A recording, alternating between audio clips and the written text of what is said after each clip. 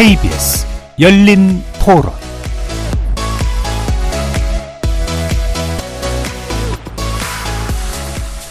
안녕하십니까. KBS 열린 토론 정준희입니다.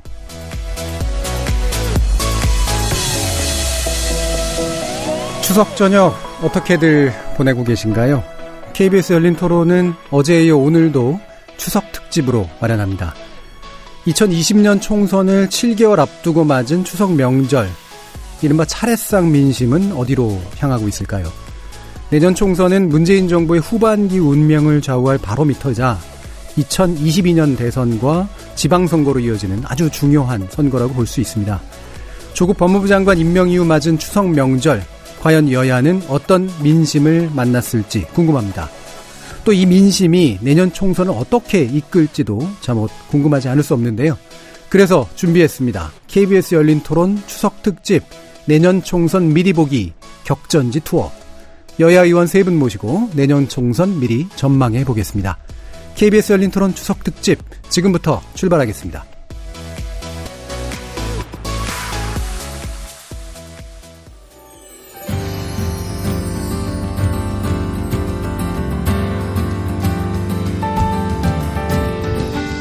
다른 사람의 의견에 귀를 기울입니다.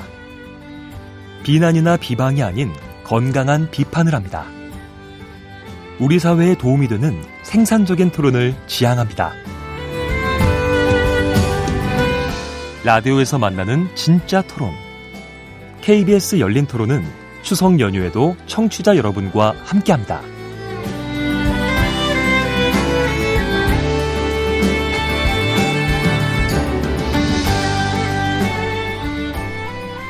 자, 오늘 토론 함께할 논객 소개하겠습니다.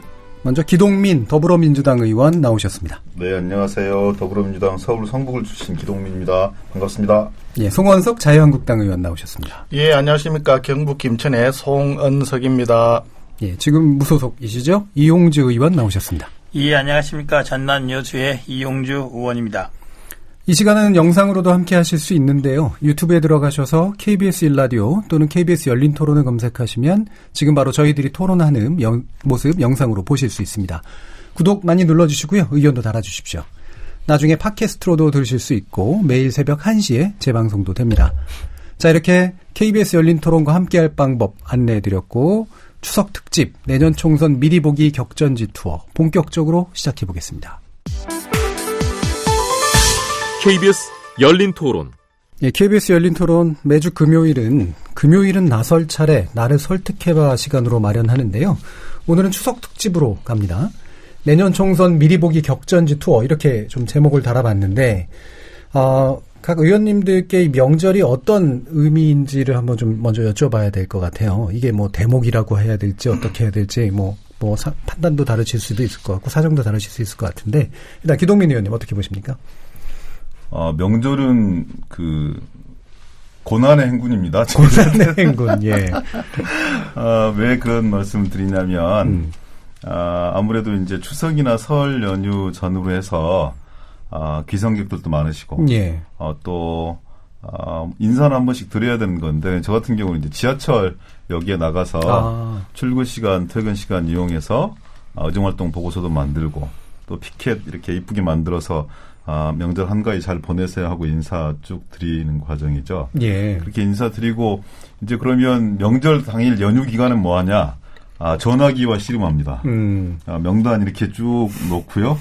지역에서 그동안 열심히 도와주셨던 분들, 지역활동 열심히 하시는 분들 이런 분들에게 명절 안부 인사드리고 잘 지내시라고 인사하고요. 그리고 또 이제 교회나 성당 같은 경우는 평상시에 이제 주일에 이렇게 시간을 내서 가게 되는데 사찰을 잘 못 챙길 때가 많거든요. 예. 주로는 저희 성북뿐만이 아니라 도봉, 노원 이쪽에 걸쳐서 큰 사찰들이 되게 많아요. 그럼 스님들 찾아뵙고 법문도 좀 듣고요. 그리고 좋은 말씀도 듣고 또 따끔한 말씀도 듣고 그래서 아마 명절 휴일이라고 말씀 주시지만 가장 바쁜 휴일이 아마 추석 연휴가 아닌가 싶은데요. 예. 거의 의원들이 다 그렇게 보낼 것 같아요. 지하철에서는 반응이나 뭐 이런 것들은 괜찮은가요?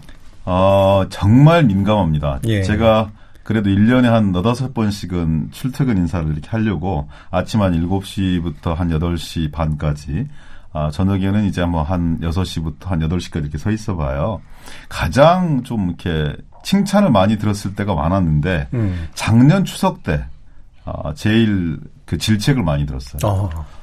부동산 값 많이 올랐었지 않습니까? 예. 1월 시간 있으면 부동산 값이나 잡아라. 1월 시간 있으면 경제 살려라. 아침부터 시끄럽게 뭐 하는 짓이냐. 그러니까 이제, 바닥 민심이 좀 안 좋고 경제 상황이 안 좋고 이러면서 거기에 대한 항의의 모습들이 적극적으로 띄어지더라고요. 예. 그래서 올 그 초에 설 때 나가는데 되게 저했어요, 사실은. 꾸지람을 더 많이 들을 것 같아서. 상황이 그렇게 호전된 게 없었거든요. 근데 의외로 다른 질책을 안 주시길래 저 혼자 곰곰이 생각해봤더니 너무 추우니까 아마 짠하다고 그냥 봐주셨던 것 같고요. 예. 얼마 전에 본격적인 여름 오기 전에 갔었는데 그때는 조금 따뜻해서 왜 그런가 생각해봤더니 국면이 주는 게 있습니다. 예. 그때 한참 한일 간의 무역 갈등 이런 부분들로 국민들의 단합된 목소리들이 좀 필요했었는데 그때는 조금 따뜻했고요. 최근에 이제 그 명절 때 조국 후보자가 되게 뜨거웠지 않습니까? 예. 근데 정치권은 대단히 뜨겁고 좀 이렇게 싸우고 그러는데 시민들은 의견을 주세요. 근데 되게 웃는 모습으로 오셔서 조국 후보자 안 됩니다 하고 가시는 분도 계시고요. 예. 조국 후보자 지켜주세요 이렇게 하시는 분들도 계시고 기죽지 마세요. 그리고 제일 좀 아프게 들렸던 얘기는 조국 후보자 잘 지켜주세요. 제2의 노무현을 만들면 안 되는 거 아니겠습니까? 그런 말씀하고 돌아서시는데 그 아주머니 눈가에 이슬이 이렇게 맺혔더라고요. 그래서 참 다양한 방식이 있구나. 그리고 시민들은 오히려 차분하게 이런 상황들을 조망하고 있고 당신들의 어떤 선택과 판단들을 가지고 계신다 이런 느낌들 많이 가졌습니다. 예. 송원석 의원님도 고난이신가요? 아마 전체적으로는 비슷한 상황일 겁니다.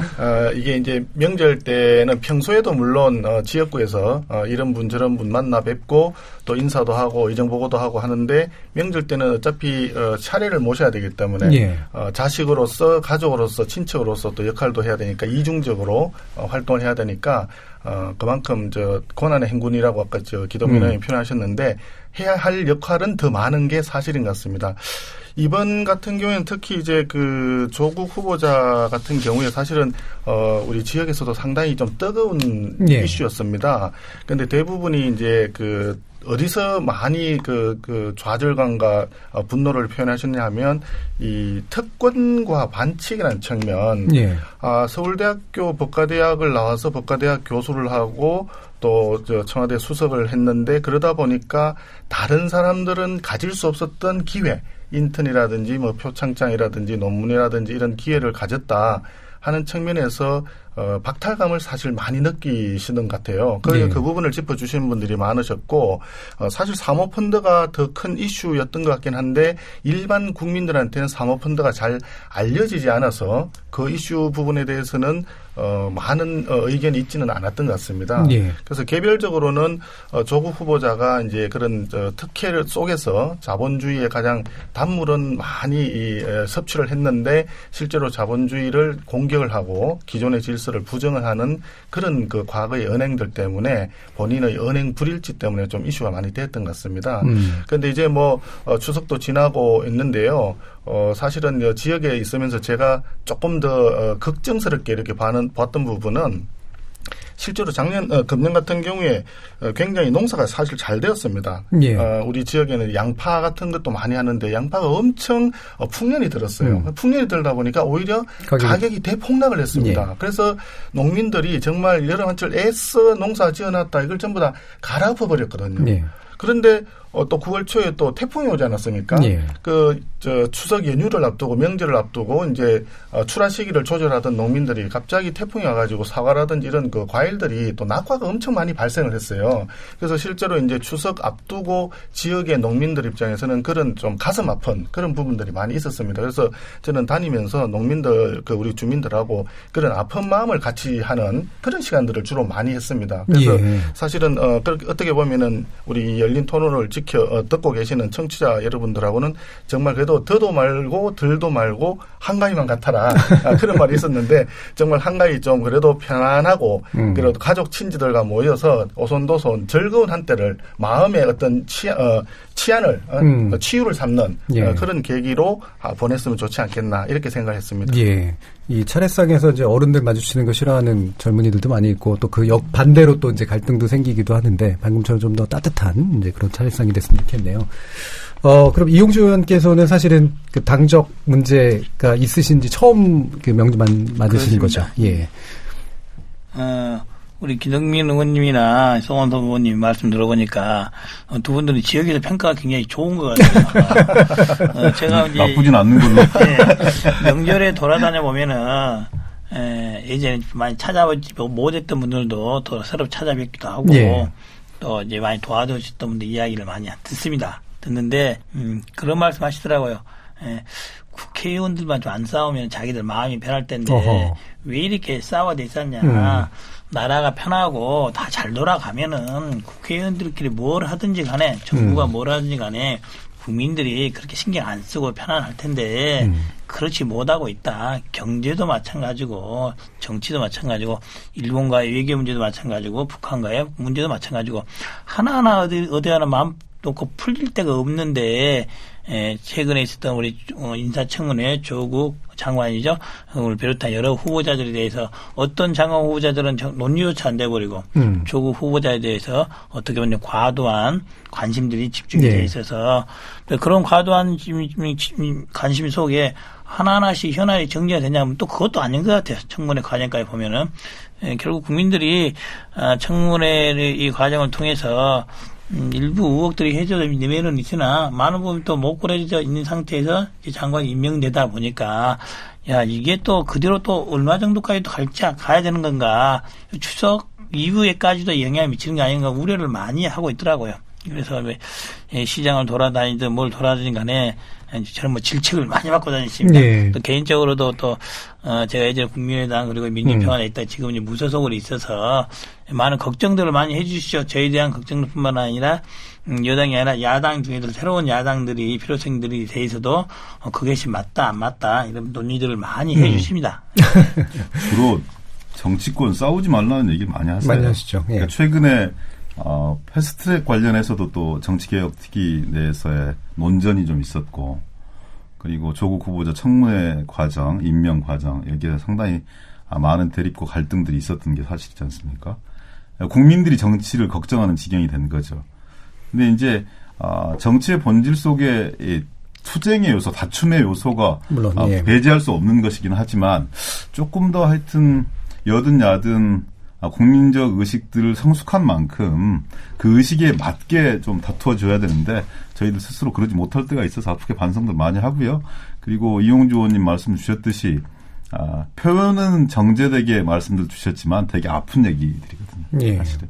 그리고 또 먹고 사는 문제가 여하히 잘 해결이 안 될 거예요. 예전처럼 그냥 고도성장 이런 상황이 아니니까 저성장이 구조화될 수밖에 없는 그런 상황이니까 그래서 먹고 사는 문제라도 좀 호전이 되어지면 여타의 부분들을 좀 볼고 넘어갈 수도 있을 것 같은데 그런 문제가 개선이 잘 안 되면서 다른 문제들이 자꾸 겹치니까 거기에 대한 가치적인 판단을 하기보다는 왜 이렇게 국민들 먹고 살기 힘든데 서로 이렇게 화합하지 못하고 싸울까 하는 비난과 질책으로부터 저희들은 자유로울 수 없다고 생각합니다. 예. 최소화시키고 민생 중심으로 노력하기 위해서 노력하지만 부족함이 많이 있는 게 사실입니다. 예. 지금 저 중요한 말씀을 주셨는데 사실 조금 더 국민 전체를 보고 한쪽에 지지하는 집단이나 이쪽 지지하는 사람들만 보지 말고 지지하지 않았던 지금 현재 반대하고 있는 국민도 대한민국 국민으로서 전체를 포용하고 통합해 나가는 그런 시각으로 좀 봐주셨으면 나라가 조금 더 편안하지 않을까 하는 그런 말씀을 드리고 싶습니다. 예. 추석이니까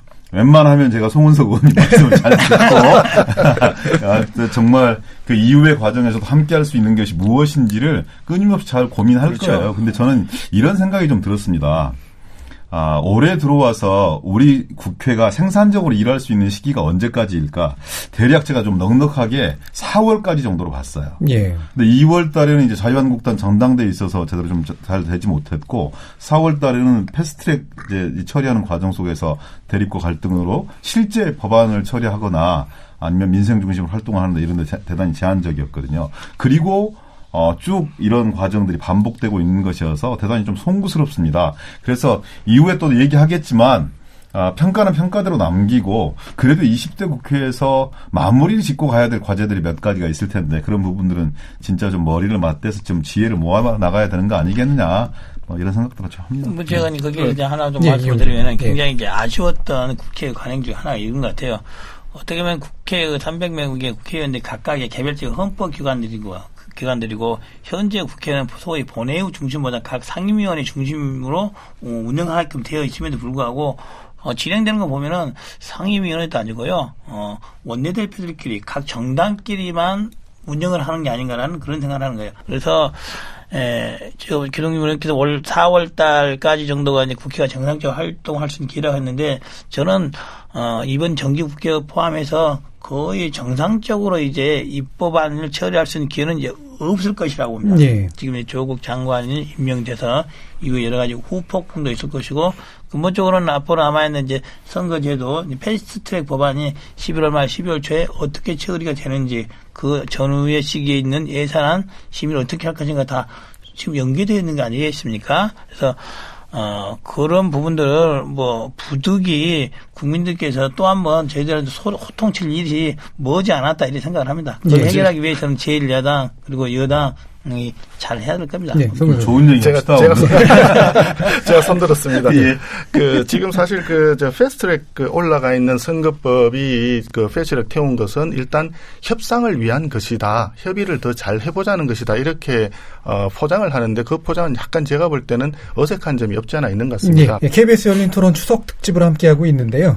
지금까지는 맛보기였다라고 보시면 되고 총선 전망이 사실 또 오늘 논의의 중심이기 때문에 지금 방금 논의 나눈 내용들을 기반으로 해서 사실은 어떤 정당이 어떻게 민심과 상대할 수 있는 것인가라는 문제는 좀 이따 좀 토론해 보도록 하겠습니다. 여러분들께서는 KBS 열린 토론과 함께하고 계십니다.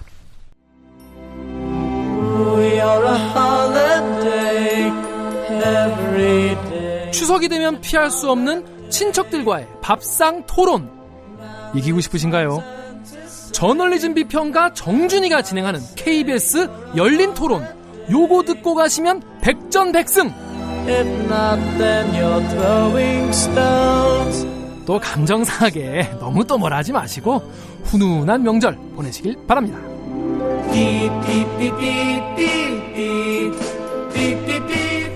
네, KBS 열린 토론 추석 특집 내년 총선 미리 보기 격전지 투어. 눈치채신 분들도 계실지 모르겠습니다만, 이제 오늘 논객 구성이 단지 여야 구성뿐만 아니라 이제 지역구의 분포도 좀 다양하게 한번 해본 상태인데요. 기동민 더불어민주당 의원은 서울 성북 을이시고, 송은석 자유한국당 의원은 경북 김천이시고, 그리고 이용주 무소속 의원께서는 전남 여수 이렇게 지역구가 분포되어 있습니다. 이 시간 영상으로도 함께할 수 있는데요. 유튜브 들어가셔서 KBS 1라디오 또는 KBS 열린 토론을 검색하시면 지금 바로 저희들이 토론하는 모습 보실 수 있습니다. 자, 그럼 본격적으로 좀 총선 이야기를 해볼 텐데요. 각 지역구, 큰 대지역구마다 물론 검토를 하겠습니다만, 일단 간단하게, 내년 총선 의석, 물론 이제 이게 또 정치 제도의 바뀜에 따라서 또 상당히 좀 달라질 수 있겠습니다만, 일단은 대략 이 정도의 의석들이 좀 분포가 되지 않을까에 대한, 견해를 좀 주셨으면 좋겠습니다. 기동민 의원님 어떠신가요? 제도에 따라서 정말 많이 달라질 수 있습니다. 예. 그래서 이제 단선적으로 분석하기가 좀 어렵다 이런 사전 전제를 좀 말씀드리고 싶은데요. 우리 여당 내에 좀 착시가 있습니다. 이럼에도 불구하고 대통령 지지율이 좀 유지되고 있기 때문에 아주 많은 사태들을 거쳤음에도 불구하고 그나마 그 당 지지도가 웬만큼 받침을 하고 있기 때문에 네. 총선에서 그래도 좀 선전할 수 있는 거 아니냐라는 착시가 좀 있어요. 그럴 수 있죠. 예. 근데 정말 착시거든요. 저희들이 이제 정치권에서 쭉 이렇게 오랫동안 선거로 보아오고 분석하고 그리고 이후에 어떤 진단들을 쭉 해오면서 느낀 것은 임기 중반에 이루어지고 있는 집권 여당에 대한 이 총선은 집권 여당이 무덤입니다. 지난 그 20대 총선 초반기 한번 기억하십니까? 박근혜 정부 때 180석까지 얘기했었다고. 예. 근데 결국은 122석 얻고 말았거든요. 집권 여당이. 지금 저는 대단히 좀 위기의식들을 많이 느껴요. 그나마 문재인 정부, 문재인 대통령이 일정하게 그 여러 가지 많은 문제 제기에도 불구하고 국민적인 지지를 유지하고 있는 것이고 당 지지율이 웬만한 정도의 어떤 그 상승세를 그대로 견인하고 있다고 보여지지만 중요한 것은 집권 여당에 대한 심판 선거인데 가장 중요한 게 먹고 사는 문제거든요. 네. 근데 먹고 사는 문제가 여하에 개선될 기미가 잘 보이지 않습니다. 왜냐하면 과거와 같은 이런 고도성장에 익숙해 있는 우리 국민들 입장에서는 저성장이 구조화되는 건 이해하겠는데 근데 왜 나의 삶만 이렇게 힘들어지는 거에 대한 의문부호가 있다고 생각하거든요. 그리고 집권 여당은 대통령은 그것을 위해서 나의 삶을 개선하기 위해서 얼마나 노력한 거냐에 대한 냉정한 심판을 할 거라고 좀 보여집니다.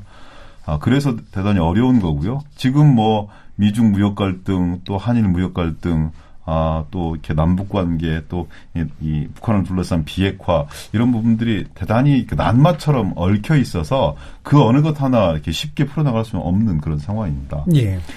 자유한국당이 저는 금방 전열을 정비하리라고 생각하는데, 그나마 자유한국당이 지금 현실에서 대통령 혹은 집권 여당, 더불어민주당이 좀 이렇게 실수하고 잘못하고 있는 그것을 반사이익으로 좀 잘 가져가서 자신의 득점 포인트로 아직까지는 체화시키지 못하고 있기 때문에 그런 차이가 벌어지는 것인데요. 근데 이제 제1야당에 대한 평가가 아니거든요. 집권 여당에 대한 평가여서 대단히 힘들고 어려울 수밖에 없는 것이다.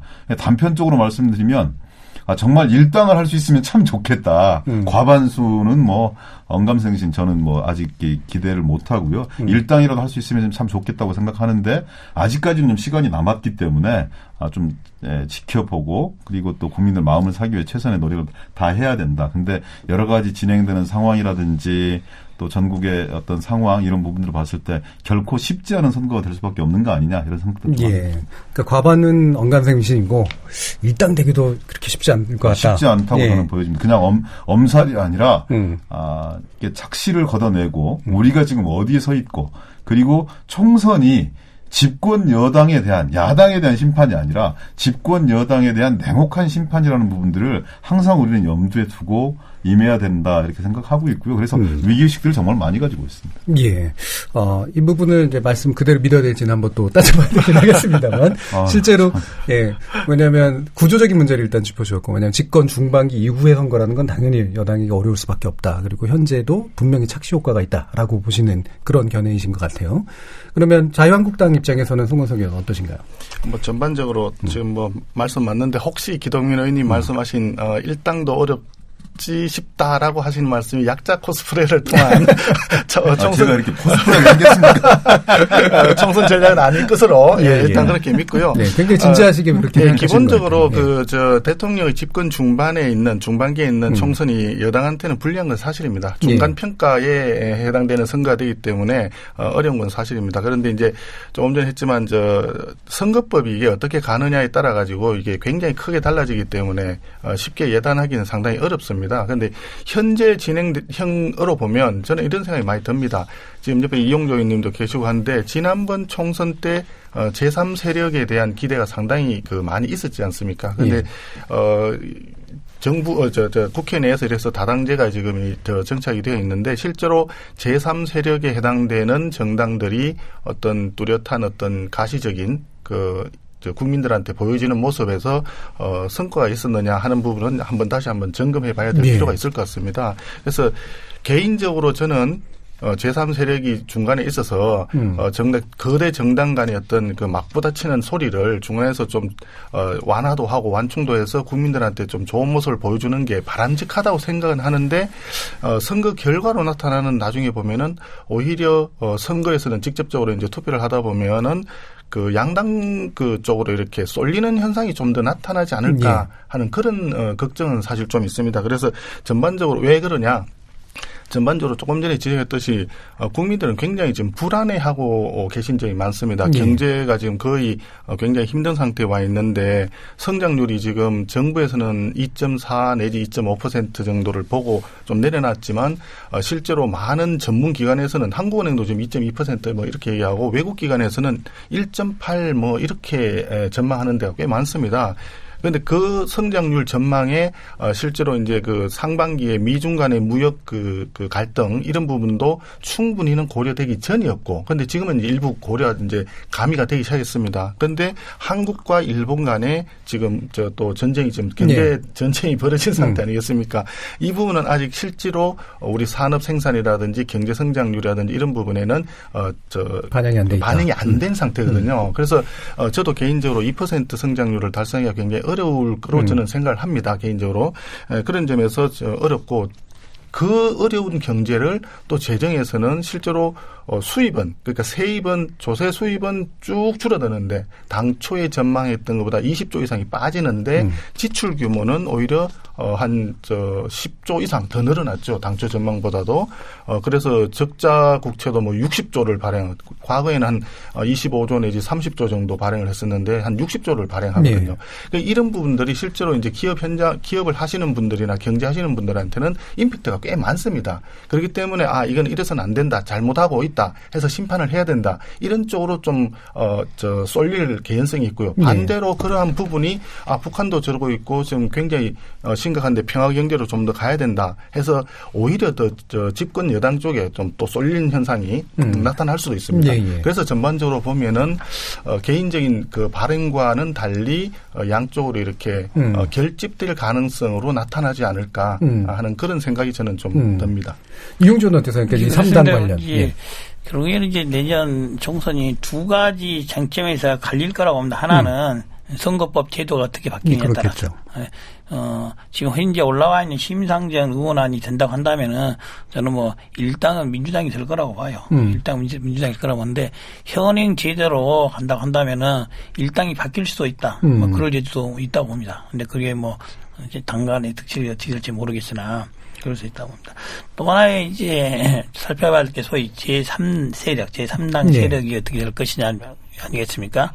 이제 20대 국회에서 국민의당이 출범을 해서 선거를 한 지 4월달 선거 2월달에 창당을 했었는데요. 아마도 이게 그때 2015년 하반기부터나 해서 이제 그런 논의들이 있었었죠. 제3 세력이 뭐 새로 재정지민주연합에서 나올 수 있는 토대가 6개월 전부터 있었었는데요. 근데 지금의 제3 세력, 제3당의 문제는 국민들이 그리 보고 있는 것이죠. 바른미래당의 저대로 끝까지 당을 유지해서 양 두 세력이 하나의 세력으로 선거를 치를 수 있을까? 바른미래당의 제3당 세력에 중추적으로 기능을 할 수 있을까? 이런 문제. 또 나란 하나에 있던 민주평화당이 그런 세력의 중심적 역할을 할 수 있을까? 이런 문제이거든요. 근데 현재 진행되는 걸 보면은 많은 국민들이 바른미래당이 당은 남아있을 수는 있으나 그 당의 모습을 중심으로 해서 그 당을 부르는 양 세력이 함께 모여서 선거를 치르기는 어려울 것이다. 그렇다고 한다면은 바른미래당이 중심이 제3당 세력도 여의치 않을 것이다. 그리고 민주평화당도 같은 평가를 받고 있는 것이죠. 그렇다고 한다면은 많은 이제 국민들이 제3 세력, 제3당 세력이 영향을 미치다 한다면은 현재는 더불어민주당과 자유한국당 제외한 나머지 제반의 여러 정치 세력들이 어떠한 리더를 중심으로 어떠한 이념을 중심으로 해서나 하나에 뭉쳐야지만이 제3 세력으로서 소위 영향력을 미칠 수 있는 제3 세력으로서 기능을 할 수 있을 것이다. 그런데 현재로서는 그게 가능한지 여부에 대해서는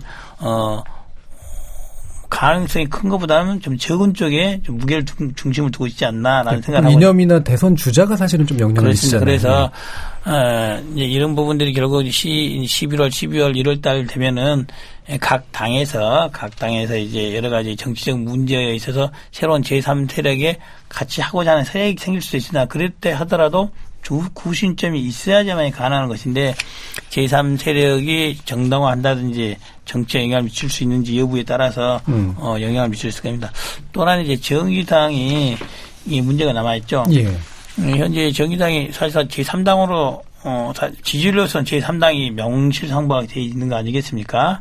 그런데 이제 선거 제도가 바뀌게 된다고 한다면은 정의당이 제3당의 기능을 할 수 있는 중심점이 될 수 있을 것입니다. 있을 것인데 결국 그것은 이제 선거 제도가 통과되는지 여부에 따라 달려있는 것이고요. 또 하나 몇 가지 이슈들이 남아 있어요. 몇 가지 이슈들이.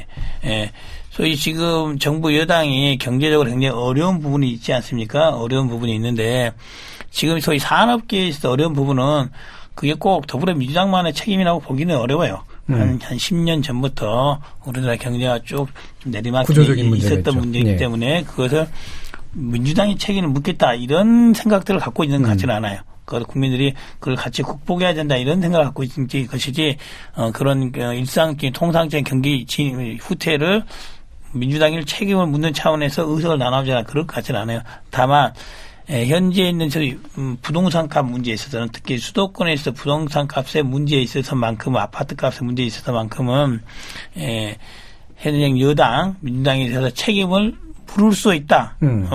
물을 수 있는 심정적인 토대가 되었는 것 같아요. 그래서 하반기에 아파트값이라든지 전세값이 이런 동향들이 피부로 와닿는 것 아니겠습니까? 그래서 그 부분을 여하에 대응하지 못하면은 수도권에 있어서는 민주당이 굉장히 큰 어려움을 겪을 수도 있다. 수도권이 결국 전국의 한 45% 거의 과반수에 가까운 이제 했고 실제 지금 부동산 값의 등락에 직접탄을 받고 있는 거기 때문에 영향이 있을 것이라 합니다.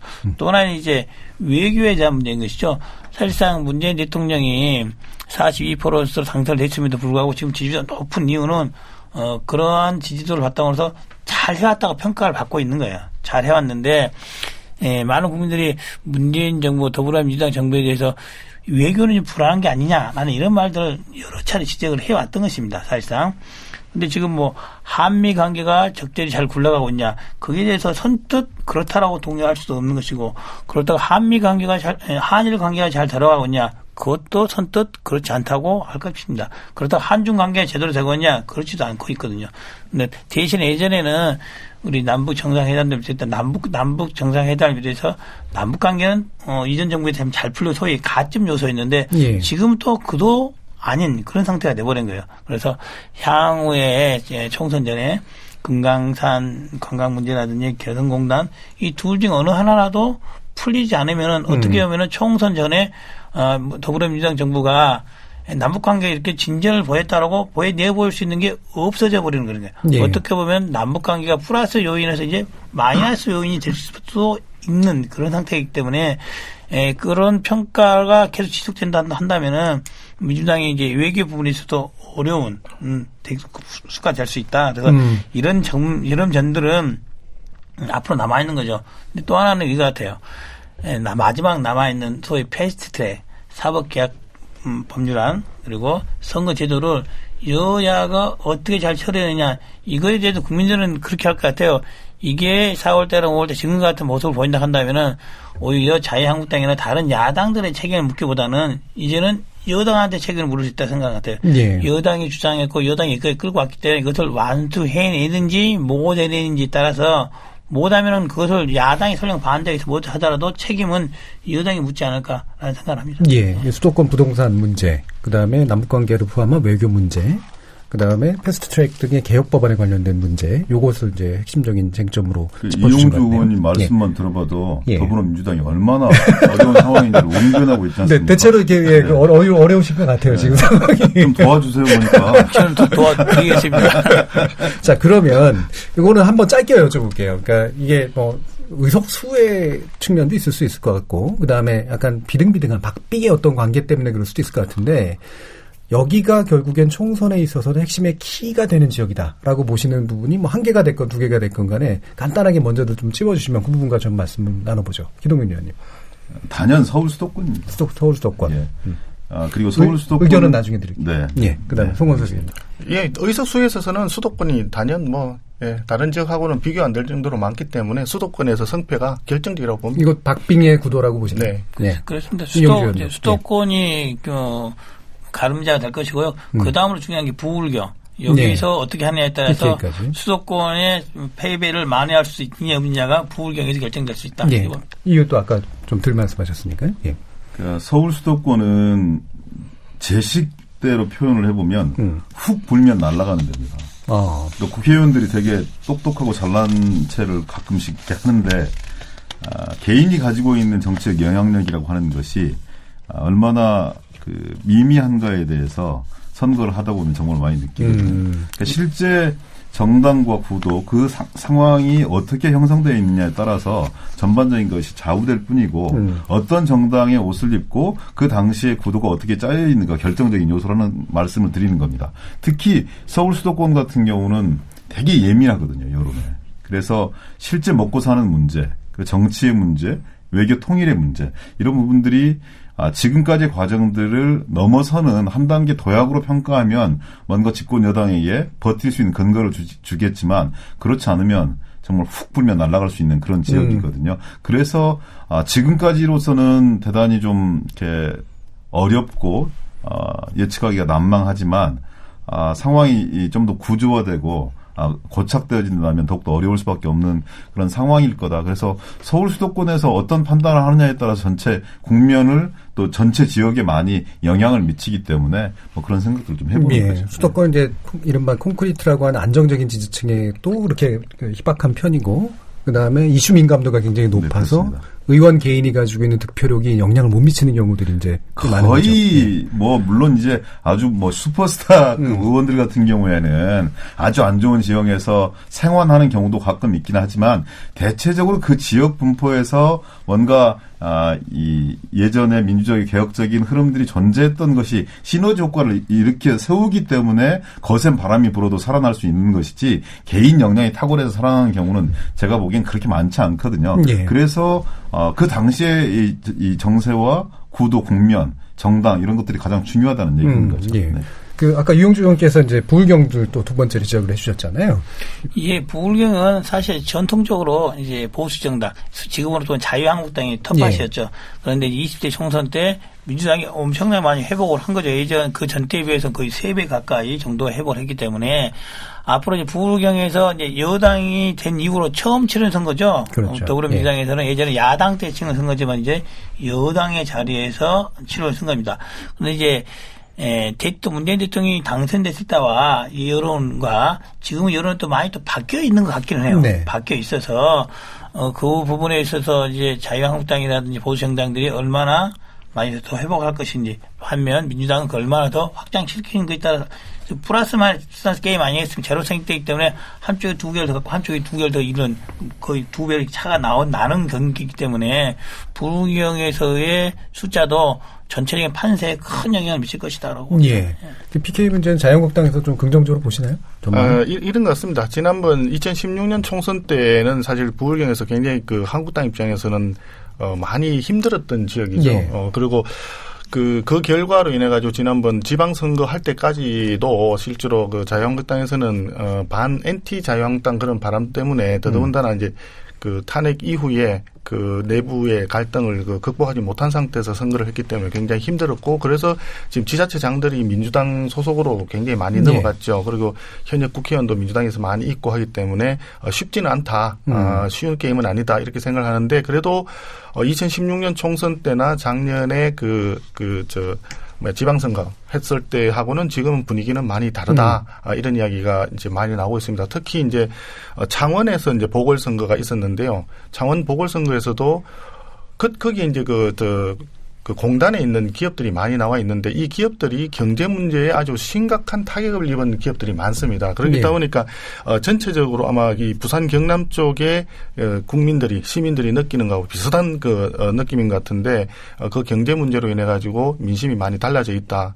특히 이제 탈원전의 직접적인 그 타격을 입은 지역이 부울경 지역입니다. 예. 아시다시피 원전 이 지대가 전부 부울경에 지금 배치가 되어 있는데 이쪽에는 기본적으로 그 공사를 하다가 중단된 그 원전들 있지 않습니까? 그리고 계획했다가 이미 바운더리가 쳐져 있는데 거기에 이제 계획을 빼버리고 하니까 이런 데서 민심 이반과 아울러 직접적으로 공사가 중단됨으로써 지역 경제에 타격을 직접적으로 주는 경우가 많이 발생을 하고 있거든요. 그래서 그런 점은 그 지역에 조금 우리 한국당에 상대적으로 좀 유리한 측면이 아닐까 이렇게 생각을 하고 현지에서 이제 나오는 얘기 중에는 한 번 속지 두 번 속냐 뭐 이런 이야기도 나오긴 합니다. 예. 그러나 조금 전에도 이제 두 분 의원님도 말씀하셨지만 이거는 선거 구도가 어떻게 짜이느냐는 뭐 좀 두고 봐야 되겠지만은 마지막 날까지도 이게 민심은 하루아침에 바뀔 수가 있어요. 예. 그래서 결과적으로 나중에 결론적으로 이제 성과를 손에 쥘 때는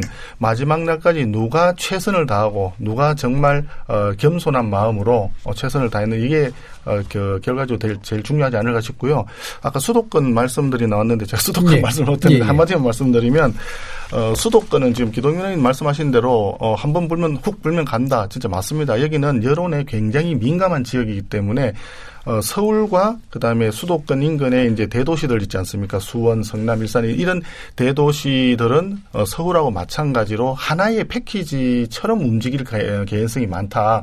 그리고 서울시내 이제 기업체들이나 이런 부분들에서는 경제적으로 굉장히 어렵고 그러다 보니까 거기에 직원들도 사실 보너스라든지 여러 측면에서 그 자기 복지 자체가 굉장히 좀 좀 저하됐다. 이런 이야기들 많고 자영업자 서울시내 이제 뭐 이런저런 시장들 재래시장도 있지 않습니까? 자영업자들도 굉장히 경기가 어렵다는 걸 몸으로 체감하고 있기 때문에 그런 부분은 현재 여당에 마이너스로 작용할 개연성이 많고요.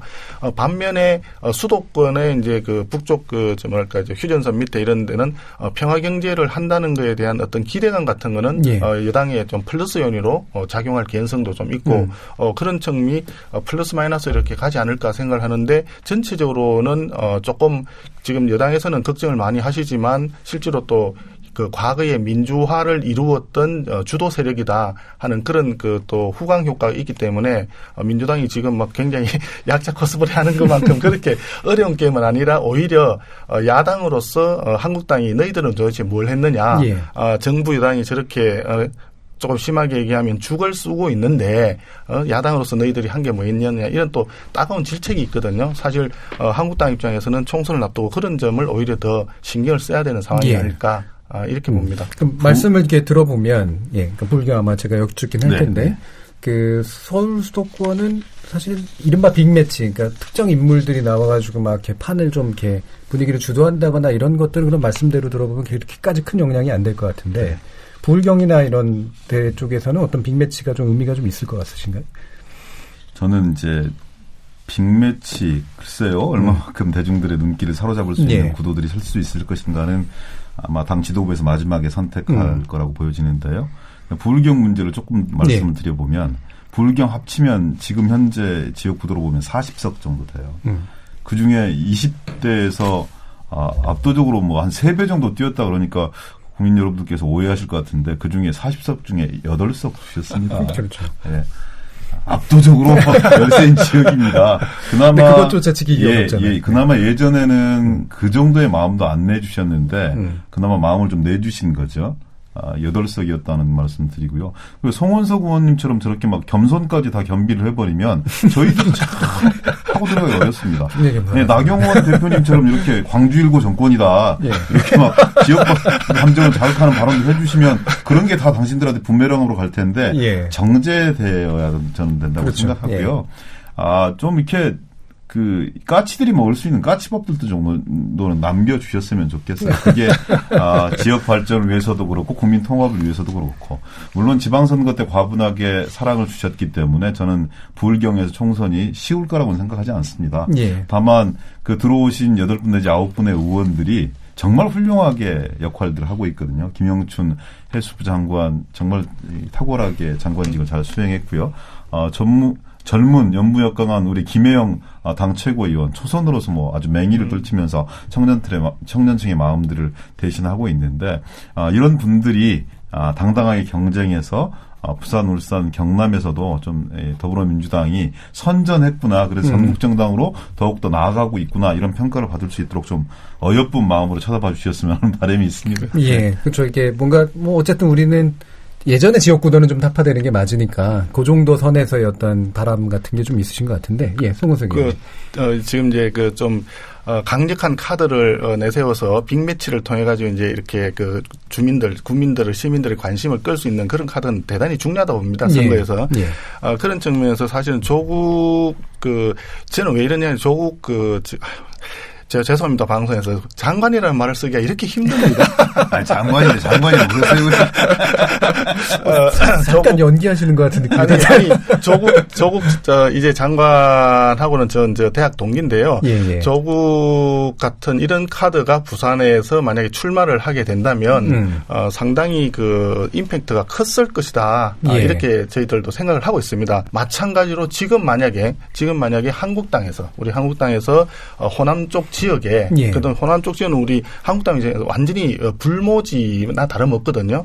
그리고 이정현 이제 그 대표가 이제 처음에 비례를 했다가 그다음에 그 순천에서 출마해가지고 당선이 됐는데 이런 분처럼 지역에서 카드가 통할 만한 빅카드가 뭔가 하나 있으면 그러면 우리 한국당 입장에서도 호남 지역을 좀 더 쉽게 다가가고 또 더 많은 호남 쪽 시민들하고 가까이 호흡을 할 수 있지 않겠나 예. 이런 생각을 해봅니다. 그러나 아쉽게도 아직까지 우리 당 입장에서도 호남 쪽에 그런 내세울 만한 카드가 그렇게 뭐 여러분들이 지금 거론은 되고 계시지만 정말 국민들한테 이 사람이야 이렇게 내놓을 수 있는 카드가 그렇게 많지는 않은 것 같습니다. 아마 민주당에서도 지금 부산 쪽이 비슷한 그런 그 고민을 하고 있지 않으실까 예. 이렇게 생각을 해봅니다. 예. 제가 보기에는 이제 뭐 조국 장관이 이제 당시 얼마 전까지라도 부산 출마가 당연히 안 되냐 말이 있지 않습니까? 뭐 많은 언론들은 지금 뭐 조국 장관이 됐기 때문에 출마는 어려워진 거 아니냐라고 하는데 저는 여전히 가능성이 있다. 아직도 무한한 상황. 여전히 가능성이 있다. 여전히 가능성이 있다. 오늘 제일 과감한 예상을 해주셨습니다. 여전히 가능성이 있고요. 결국 조국 장관이 뭐 때문에 왜 장관을 시켰겠습니까? 대통령께서 사법개혁 완성하라고 시킨 거 아니겠습니까? 검찰개혁 완성하라고 시킨데 그것은 시한이 무한히 주어진 게 아닙니다. 무한히 주어진 게 아니면 뭔 말하면 이번 국회에 정리하라는 거예요. 이번 국회. 이번 국회. 근데 만약에 이번 국회가 정리가 안 됐다. 그러면 조국 장관이 소위 21대 국회의 구성에 따라서 그 법을 통과시킨다. 그거 불가능할 거라고 봐요. 21대 국회에서. 그렇다고 한다면은, 이번 정기국회 12월 달에 끝나고, 1월 달에 끝나고 나면은, 소위 페이트트랙 법안이 통과되느냐, 안 되느냐 결정이 된다고 한다면은, 소위, 대통령이 말씀하셨던 조국이 많이 할 수 있기 때문에 장관 보냈다고 했지 않습니까? 근데 그거는 사라지게 되는 것이죠. 통과가 되면 통과되는 대로. 완수한 것이니까 출마할 수 되는 것이고 통과가 안 되면은 더 이상 어려우니까 그만둬야 되는 그런 상태가 좀 도래할 거라고 봅니다. 그렇기 때문에 조국 출마설은 아직도 여전히 살아있다. 이래 봅니다. 이래 보는 것이고요. 추가로 우리 송원석 의원님께서 자유한국당이 호남에도 좀 불모지를 기특해야 된다. 근데 사실 그럴 마땅한 사람이 없어서 그렇다 하는데요. 그렇지는 않을 것입니다. 그렇지는 않고. 사람의 문제는 아니다. 사람의 문제는 아니죠. 오히려 자유한국당이 5.18 특별법에 대한 태도라든지 여수 순천 특별법에 대한 이런 태도를 그런 자세를 계속 갖고 있기 때문에 호남에 있는 사람 중에 어느 누구도 자유한국당 쪽에 서서 그 사람을 대변하려고 하는 사람이 없는 거죠. 그래서 그러한 어떻게 보면은 자유한국당에 있는 많은 의원들과 지지자들이 갖고 있는 호남에 대한 생각들, 광주에 대한 생각들, 여순 사건의 생각들을 바꿔야지만이 그런 기회가 오는 것이다. 라는 걸 좀 조금 지적해두고 싶어요. 그러면 기동민 조국 총선 출마설에 대해서 저런 참신한 생각이 있다는 걸 제가 당 지도부에 적극 드리도록 그렇게 하겠습니다. 오늘의 하이라이트 같습니다. 조국 여전히 살아있는 카드. 이게 나중에 정말 성지순례라 그러는데요. 이게 대단한 뭐가 다시 찾아올 만한 그런 예상일 수도 있습니다. 호남 문제가 지금은 사실상 호남을 대표하는 세력,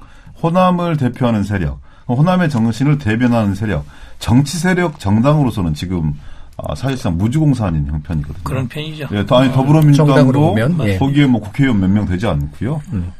자유한국당 역시 마찬가지인 거고, 바른미래당 마찬가지고, 민주평화당 마찬가지고, 그나마 세력으로는 지금 대한정치연대가 가장 굳건하게 대변하고 있다고 생각합니다. 아마 치열한 각축이 예상돼요. 호남 같은 경우는. 그리고 또 어느 한 정당에게 이렇게 확 몰아주기도 하고 또 어떨 때는 정말 날석에 가혹한 심판을 하시기도 하는, 지난번에 우리가 한번 당해봤지 않습니까? 아주 가혹하게 하시거든요. 그러니까 그냥 조금 내상 정도만 입히시지 하는 걸 뛰어넘어서 그냥 이렇게 가혹한 심판들 하시는 아주 이렇게 이 정치력이 풍부하고 상상력이 뛰어나고 그걸 현실화시켜낼 수 있는 동력들을 가지신 분들이기 때문에 호남 정치 지형 정말 만만치 않을 거고요. 최선을 다해서 마음을 사는 걸 이해하는 방법이 없을 맞습니다. 거예요. 기동명 의원이 말씀하신 것처럼 호남에 이제 뚜렷한 정치 세력은 없죠. 근데 그거는 겸손의 말씀이시고요. 호남에 지금은 가장 대변하는 세력들은 더불어민주당이라고 하는 게 분명히 맞을 겁니다. 여론조사에서도 그렇고. 가장 리드하고 있는 곳은. 맞습니다. 여러 지방자치단체장의 분포를 보더라도 그게 맞다고 봅니다. 다만 이제 대한정치연대라든지 내지는 민주평화당에 이게 있는 의원들이 활동을 하고 있는데요. 그 활동들에 대한 평가들도 냉정히 말하면은 100% 호의적이지 않은 것만은 사실입니다. 그렇기 때문에 어떻게 보면 더불어민주당으로서는 기회가 있는 것이죠. 기회가 있는 것이고 이걸 지키고자 하는 다른 야당 의원들은 뭐 다른 제3의 정당을 만들든지 아니면은 소위 개인기라고 하는 그런 걸 통해서 돌파를 해야 되는데 여의치 않은 것만은 사실입니다. 그렇기 때문에 호남을 더불어민주당에서 다 내 것이냐 할 수도 없는 것이고 그렇다고 마냥 내어줘서도 쉽지 않은 그런 것이기 때문에 각축이 예상되죠. 각축이. 예. 뭐가 변수가 제일 될 것 같으세요? 예, 제가 보기로는 제3의 정당이 호남을 기반으로 한 제3의 정당이 꾸려질 수 있는지 없는지가 쟁점이 될 거라고 봅니다. 뭐 똑같은 얘기인데요. 사실 지금 이영조 의원님 말씀하시는 게 그게 포인트인 것 같습니다. 호남의 대표적인 정당이 지금 아직 탄생을 하지 않았다. 예. 지금 이제 여러 가지 대한정치를 연대를 비롯해서 여러 가지 제반 세력들이 이런저런 방법을 좀 강구하고 있는 상황이다. 그래서 아마 연말 가기 전에 늦어도 총선하기 한참 전에 이제 그 선거법과 맞물려서 호남을 대변할 수 있는 호남을 대표할 수 있는 새로운 정당 체제가 분명히 나타날 것이다. 저희들도 그렇게 생각합니다. 나타날 거라고. 나타날 것이다. 이렇게 생각합니다. 앞서 말씀드린 거하고 마찬가지입니다. 제3 세력 제3 정치 세력이라고 하는 게 개인적으로 필요는 하다고 저는 생각을 합니다. 그런데 다만 앞서도 말씀드렸지만 이것이 과연 얼마나 효과적으로 국민들의 마음을 사서 3당 체제가 될 건가. 오히려 지금 상황으로서는 애석하게도 양쪽으로 갈릴 가능성이 더 많고 조금 전에 이영조 의원님도 지적해 주셨고 기동현 의원은 마찬가지로 말씀하셨지만 호남을 대표하는 현재 정치 집단은 분명히 더불어민주당이 맞거든요.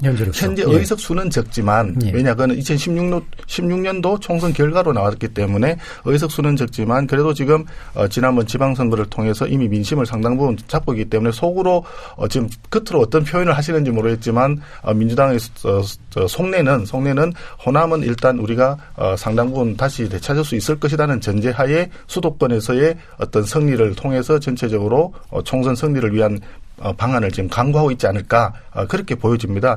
그 반면에 사실은 저는 더 걱정이 우리 한국당입니다. 지금 민주당이나 이런 데서는 지금 그 정도 기반이 되어 있는 반면에 사실 조금 전에 우리 이영조 의원님 말씀하셨지만 우리 당에도 이런저런 분이 계시긴 계시지만 그래도 호남 지역에 대표적으로 이런 분을 통해서 우리가 같이 가자. 호남 우리 지역의 주민들 시민들과 같이 하자 이렇게 할 수 있는 대표적인 카드는 아직까지 그렇게 썩 뚜렷하게 나타난 건 아닌 거 아닌가. 제가 명절 때 제가 고향이 전라남도 장성인데요. 집은 지금 광주에 있고 명절 때 못 내려갈 것 같아서 지난주에 사실은 주말에 광주하고 장성에 다녀왔어요. 일가 친척들 만났더니 그분들이 그런 말씀 중 갑자기 조국 얘기를 하면서 검찰총장은 대통령이 시킨 사람 아니단가? 그래서 예, 그렇죠. 근데 왜 그렇게 대통령을 힘들게 한단가? 그랬더라고요. 그래서 이렇게 생각하시는구나. 물론 다 그렇게 생각하지는 않을 거지만 이게 어른들의 생각의 단면들을 좀 봤는데요. 좀 생각하는 게 좀 다른 거죠. 그리고 예전에 탄핵 때도 보면은요. 엄청난 소위 말하는 열린 우리당 광풍이 불었잖아요. 그런데 꼭 호남에 필요한 사람이라고 생각하는 사람들은 다 남겨놓습니다. 그때 민주당 옷을 입고 있었던 지금 이낙연 총리가 대표적인 분들인데요. 그러니까 그때 탄핵에 동참한 민주당이기 때문에 그 당시에 민주당이기 때문에 호된 여론의 심판을 받을 수밖에 없었던 그런 조건인데도 불구하고 호남 정치를 위해서 그리고 이후에 대한민국 정치 통합을 위해서 필요한 사람이라고 생각하면 개인기가 출중하고 그리고 이 도민들과 함께 해왔던 역사적인 과정을 거친 사람들은 항상 살려놓거든요. 예. 그런 부분들이 저는 되게 무섭다는 거예요. 그러니까 구도와 전체를 생각하기도 하지만 꼭 우리 지역에 우리 정치에 필요한 사람들을 투표를 통해서 항상 검증해서 살려놓는 이런 민심들이 있기 때문에 저는 호남 민심 만약에 더불어민주당이 단단하게 제대로 성과를 내지 못한다면 그리고 아까 이용주 의원께서 걱정해 주셨던 남북관계 등을 비롯한 여러 가지 문제들에 대해서 뭔가 실타래처럼 엉킨 것을 가지런히 정돈해서 국민들 앞에 드러내지 못한다면 결코 더불어민주당이 낙승할 수 있다고 자신할 수 없는 지역이 호남이라고 저는 생각합니다. 예. 그러면 자유한국당에게서 제일 중요한 기반인 대구 경북 사실은 자유한국당 의원 많은 분들이 거기에 있고 싶어 하시는 상태잖아요. 예. 대표님도 아마도 그럴 가능성이 상당히 높은 상태고, 어떻게 보시나요? 그래서 대표님이 출마를 하실지 여부, 또 지역을 어디로 할지 여부, 이거는 지금, 예단하기는 어렵고, 예. 또 당내에서도, 외부에서도 의견이 많이 엇갈릴 겁니다. 다만, 대구 경북 지역만 놓고 총선 기상도를 생각한다 그러면 아무래도 한국당이 유리한 지역이라고 저는 생각을 하고요. 예. 경북 내에서도 지난번 지방선거 때는 지자체장을 민주당에서 차지한 지역이 있습니다. 대표적으로 새마을운동 발상지였던 구미에서 예. 시장이 지금 민주당이거든요. 그렇지만 거기도 지금 만약에 이제 선거를 하게 된다 그러면 총선에서는 아마 저는 99% 한국당이 유리하다. 예. 이렇게 생각하고 대구 지역에서는 지금 이제 김부겸 전 행안부 장관께서 활동을 하고 계신데 대구에서 김부겸 장관이 처음에 국회의원 나와가지고 떨어지고 그다음에 대구 했을 때 그때 민심이 많이 김부겸 장관 쪽으로 갔던 그 상황과 비교해서 생각하면 지금 현재 김부겸 전 장관이 다시 이제 총선을 준비하고 있는데 상당히 애로사항이 많다는 걸로 저는 듣고 있습니다. 예. 그래서 전반적으로 아마 대구 경북 지역은 아마 한국당이 상당히 다수도 예. 차지하지 않을까 조심스럽게. 예. 제가 보기로는 이제 소위 TK 지역은 쟁점이 하나인 것 같아요. 소위 자유한국당과 더불어 별도의 우리 공화당이 그렇죠. 정상적으로 꾸려서 선거를 치를 것이냐, 전 지역에 후보를 내느냐, 아니면은 우리 공화당과 자유한국당이 하나의 팀, 원팀으로 선거를 임하느냐 겁니다. 만약에 자유한국당과 우리 공화당이 하나의 팀이 꾸려진다고 한다면은 TK, 저는 석권할 거라고 봅니다. 전석을 다 차지하지 않을까. 소위 김부겸 우리 의원님 장관도 계시지만은 그렇게 쉽게 당선되기는 어렵지 않나라는 그런 생각을 하고 있습니다. 예. 그래서, TK가 이제 정치적으로 서로 다른 견해를 갖고 있으나 그 지역적 기반만큼은 공고해지고 있고 또 최근에 여론의 흐름을 보면은, 쉽게 소위 정권을 내줬다라는 그런 생각들을 하시는 것 같아요. 피해의식들을 이제 쌓아가고 계신 것 같아서, 우리 공화당 문제만 해결되면은 TK 부분에 있어서는 자유한국당이 그렇게 어려운 선거는 아니지 않나라는 생각을 하고요.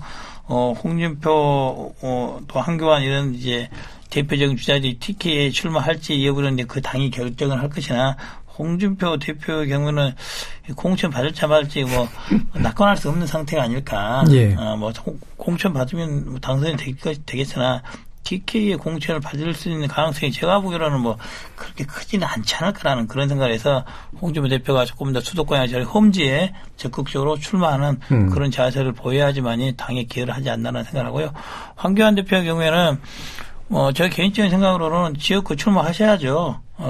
단순히 비례대표로 1번으로 해서 전국 선거를 지지한다는 그런 명분으로 한다는 것은 적절치 않고 황교안 대표가 사실 그냥 단순한 당대표가 아니라 자유한국당에서는 나중에 대선까지 연구는 소위 대권 후보까지 연구에 두고 있는 후보지 않겠습니까? 그렇다 한다면 직접적으로 본인이 예. 지역에 그것이 소위 수도권이 아니는 소위 TK라 하더라도 직접적으로 뛰어야지만이 그런 진정성을 얻을 수 있을 것이다 이렇게 봅니다. 예.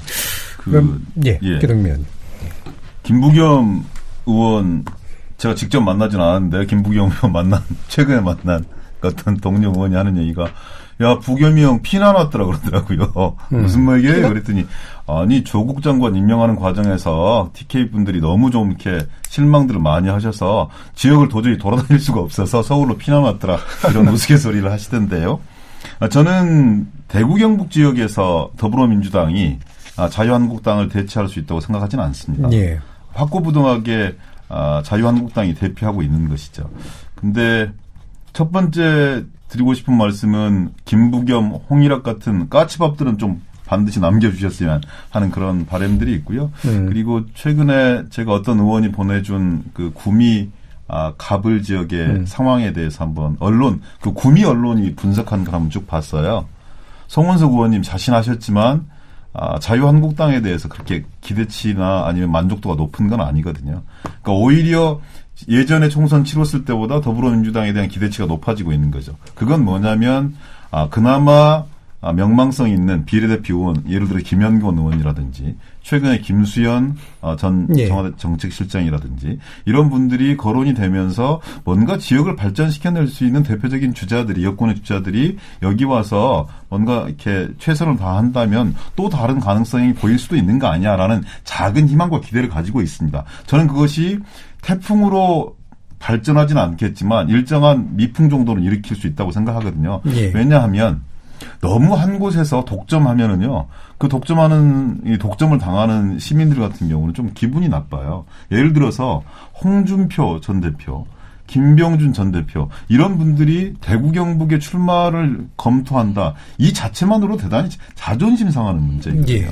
대구 경북이 무슨 퇴역 정치인들 와서 은신하는 은신처냐, 피신처냐 그런 거 아니거든요.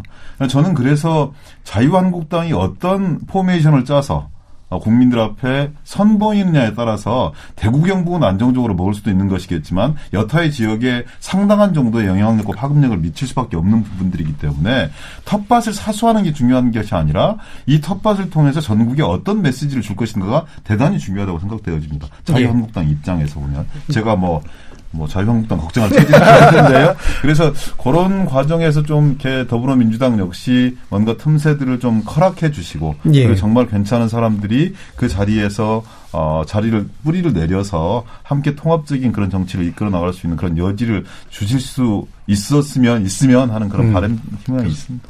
시간이 괜찮은지 모르겠는데 잠깐만 말씀드리면, 지금 구미 제가 조금 전에도 말씀드렸지만 지난번 지방선거 때 시장을 더불어민주당에서 가져갔기 때문에 그런데 구미의 특성이 있습니다. 구미는 만들어진 도시입니다. 그 대한민국 산업화의 가장 그 대표적인 사례가 해당되는 도시고 공단 도시인데.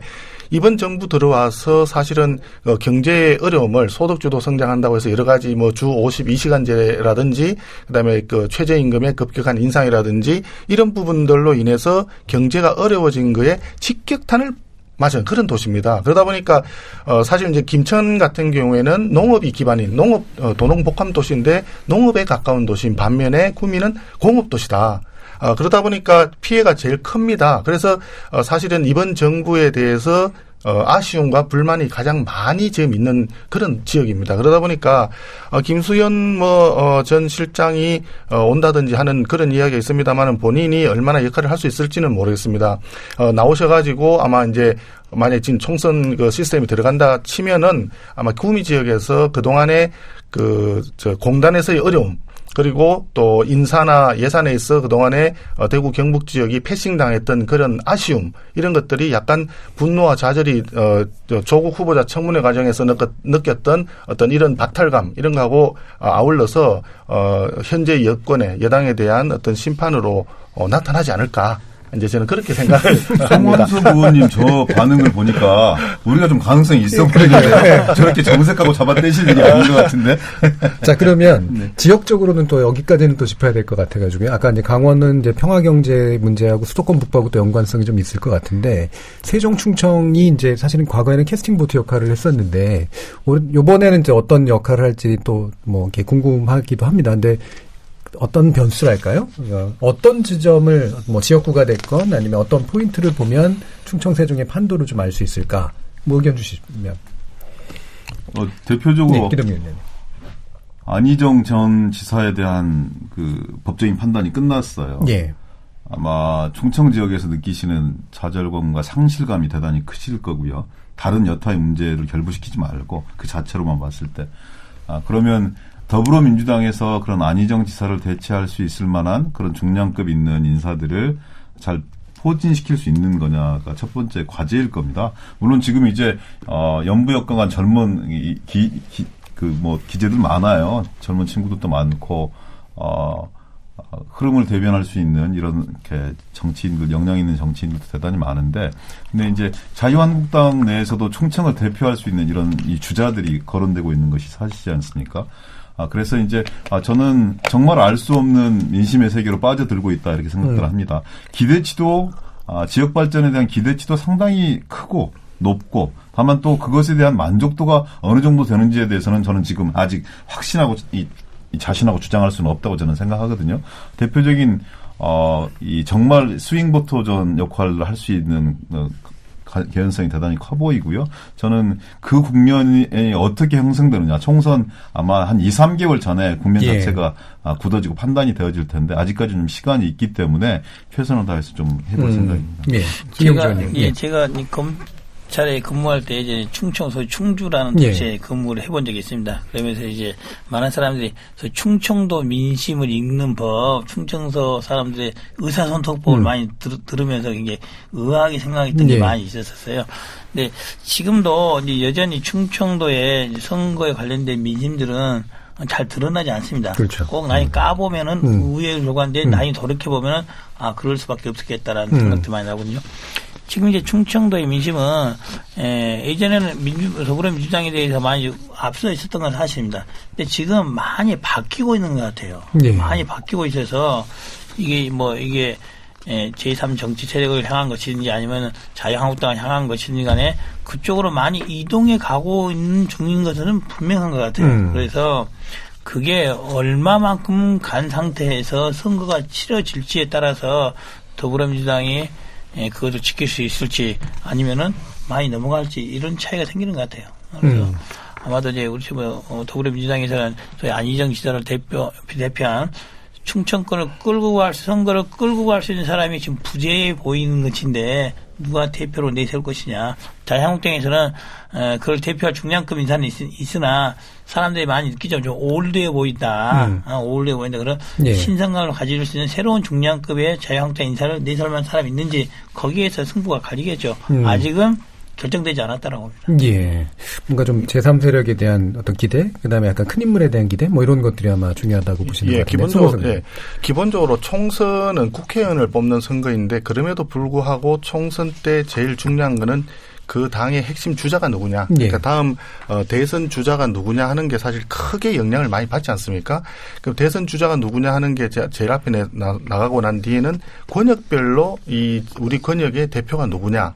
이 모습이 그 지역 주민들한테 크게 어필을 한다고 봅니다. 그래서 근데 전체적으로 보면 아시다시피 이제 대구 경북 지역은 이제 한국당이 상당히 유리하고 부울경도 다소 유리하고 호남은 이제 민주당에 다소 유리한, 훨씬 유리한 그런 국면으로 돼 있는데 수도권에서 이제 격전이 벌어지는 상황으로 늘 그렇게 선거가 보면 되게 그렇게 흘러왔고 바람이 수도권에서 이제 민주당 쪽으로 확 불어버리니까 민주당이 다 이기는. 그래서 지난번 선거 2016년 총선도 그런 식으로 이제 결론이 났는데요. 이 과정에서 보면은 민심의 바로미터가 되는 쪽이 보면은 충청권인데 그중에서 대전 그리고 저는 인천 이 두 도시가 보면은 그 이념적인 스펙트럼도 다양하고 그다음에 출신 지역도 굉장히 다양하고 해가지고 그 구성 인자 자체가 굉장히 그 다양하게 구성이 돼 있다. 그래서 선거 결과를 보면 늘 한두 석 가지고 이렇게 왔다 갔다 하는 그리고 득표율 차이도 크게 없는 그런 결과가 나와 있었거든요. 그래서 이번에도 대전이나 인천이나 특히 이제 충청권이 사실은 바람의 움직임이 있어가지고 조금 전에 우리 이용주 말씀하신 대로 속을 잘 안 드러내는 경향이 있기 때문에 대전 쪽을 중심으로 한 충청도 지역 공략이 아마 각 당에서 가장 좀 힘든 과정이 아닐까. 그렇게 지금 보여집니다. 알겠습니다. 이제 추석이인 만큼 이제 마무리 발언 좀 하시면서 제가 두 가지 질문을 함께 드리면서 이제 마칠까 하는데요. 일단 하나는 이제 얼마 안 남은 이 20대 국회가 어떻게 마무리돼야 총선에서 국민들의 기대를 가져올 수 있을까와 그다음에 상대당에 대한 덕담이랄까요? 이것을 한번 주시면 좋을 것 같습니다. 이거 먼저 이용주 의원님부터 들을까요? 이 추석 전에 우리 조국 장관 인사청문회 때문에 이제 논란이 많이 됐습니다. 어쨌든 이제 일단락은 됐는데요.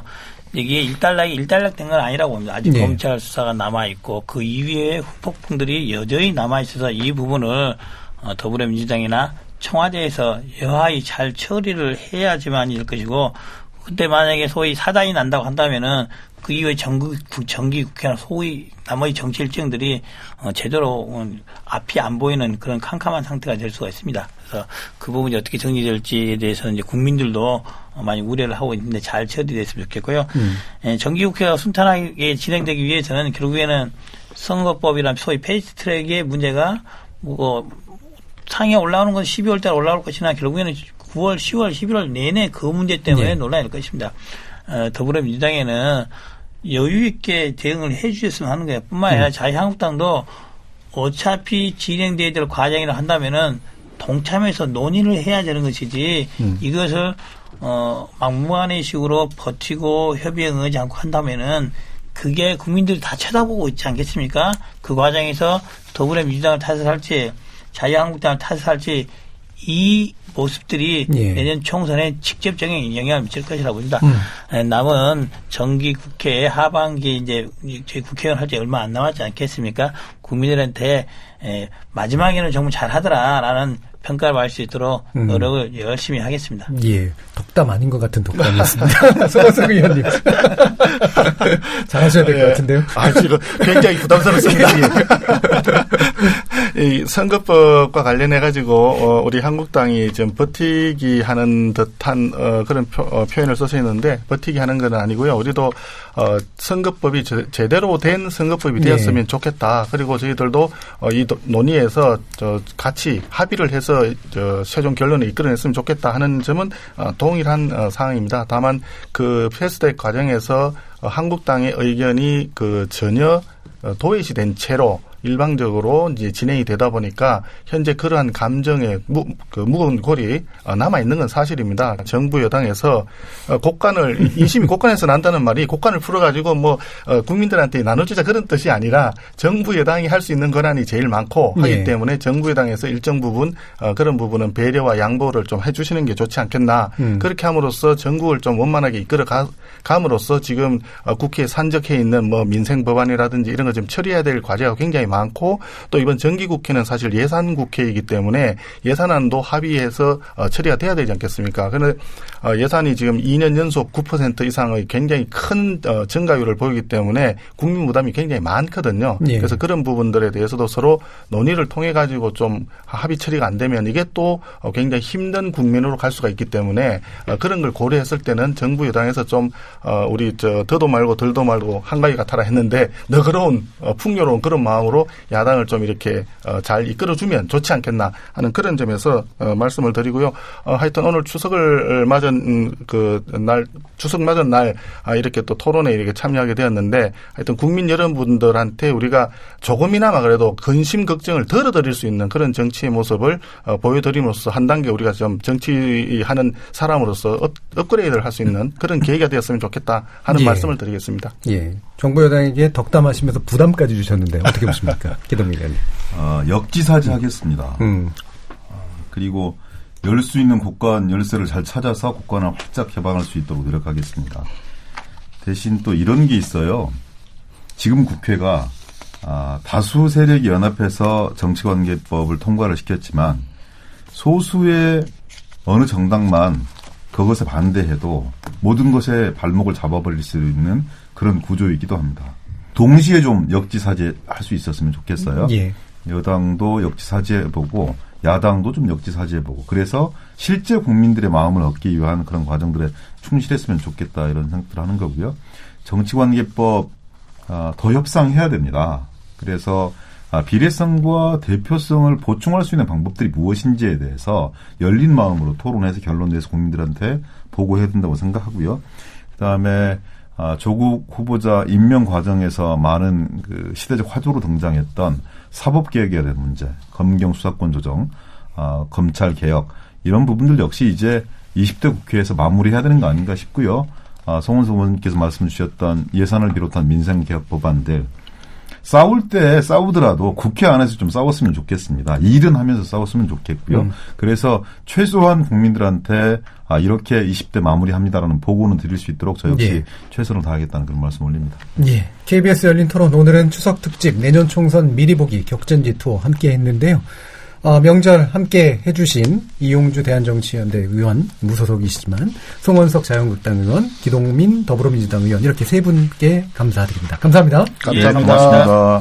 추석 연휴 잘 마무리하시고요. 저는 월요일 저녁 7시 20분에 다시 찾아뵙겠습니다. 지금까지 KBS 열린 토론 정준이었습니다. Stand by your man. Give him two arms to cling to, and something warm to come to when nights are cold and lonely. Stand by your man and show the world you love him.